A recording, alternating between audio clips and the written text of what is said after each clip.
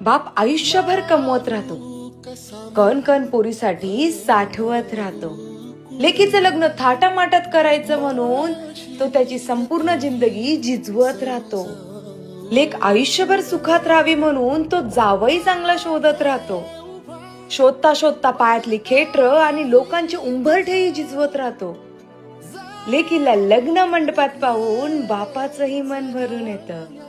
निरोपाच्या वेळी लेक रडते आईपाशी, पण बाप मात्र कोपऱ्यात उभा राहून आपली आसू गाळत असतो. ते म्हणतात ना, बाप लेकीचं नातं हे जगा वेगळं असतं. लेक बापाच्या काळजाचा तुकडा, तर बाप लेकीच्या हृदयाचा हळवा कोपरा असतो.